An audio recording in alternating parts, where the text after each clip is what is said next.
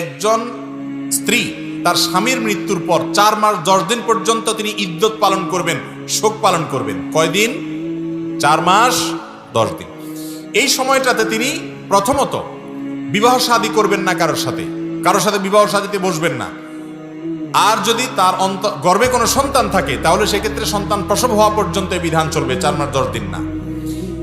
আর এই ইদ্যত পালনের সময়ে 4 মাস 10 দিন অথবা গর্ভ খালাস হওয়া পর্যন্ত, এই সময়টাতে ইদ্যতকালীন সময়ে তার জন্য বিধান আছে, সেগুলো প্রযোজ্য। বিশেষ করে 4 মাস 10 দিন ইদ্যত পালনকালীন সময়ে যেই ঘরে থাকা অবস্থায় স্বামী মৃত্যুবরণ করেছেন, ওই ঘরে, ওই বাড়ির আঙ্গিনার বাইরে প্রয়োজন ছাড়া যাবেন না। সাজগোজ অতিরিক্ত করবেন না। সাধারণভাবে যে পোশাক আশাক পরেন সেগুলো পরবেন, কোনো অসুবিধা নেই।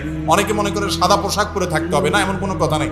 সাধারণ পোশাক আশাক তিনি যেগুলো বাসা বাড়িতে পরেন ওগুলো পরে থাকবেন।